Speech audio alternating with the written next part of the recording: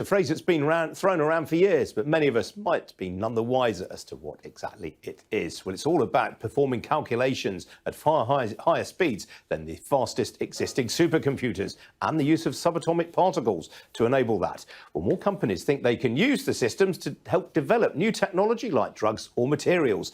Well, IBM has unveiled one of Europe's fastest ever quantum computers in Germany. It's a big moment for a country that isn't usually seen as a leader in the field. Well, joining me now is Heike Riehl, who's a fellow at IBM. Heike, very good morning to you. We keep hearing there's lots of claims for Europe's most powerful quantum computer. We had Cambridge Quantum telling us last week that they have it. How do I cut through all this? There's a lot of dynamic in the field, of course, but we have now installed in Germany a 27-qubit quantum computer, and it's a full system. It's systems engineered also for stability, for continuous commercial use, and it's used by our partners in Germany together with their industry partners for bringing innovation as fast as possible into the German and European market. Now, I gather this was made available for research organisations back in April. What's the take-up been like? Oh, there's a lot of activity, actually. As you know, Fraunhofer has a lot of researchers in applied research working together with big companies, but also SME companies.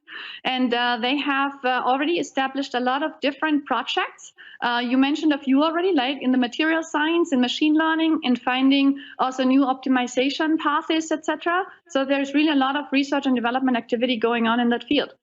So which are the applications that you're most excited about? Oh, it's, as you know, in research, we are developing also the applications. We are identifying the important industry use cases where quantum computing can really make a big difference. And one of them are in materials. And as you also know, materials are used everywhere in the industry, whether it's for batteries, whether it's for new medication, whether it's for clothes, for a lot of lightweight materials, etc. And in that space, quantum computers can in the future really make a difference because they use the laws of quantum physics to calculate. And this is actually also how nature works.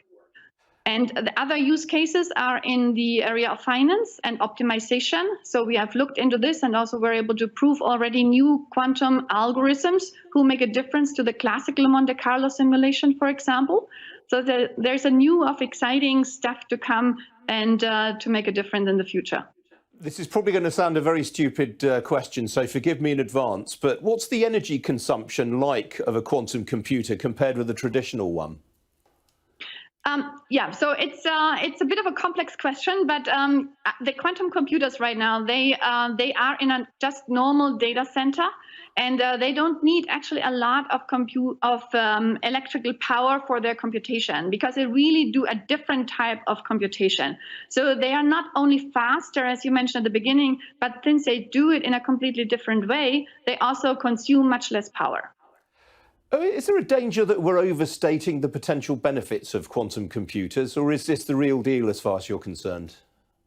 So I think it's a real deal. And as you mentioned, it's a potential benefit. Right now, the classical computer is still faster, but also quantum computers, they scale in a different way. So it's a big different dynamics in the field, because if you add 1 qubit, then you can actually double the performance theoretically. And so this can make a big difference in the future.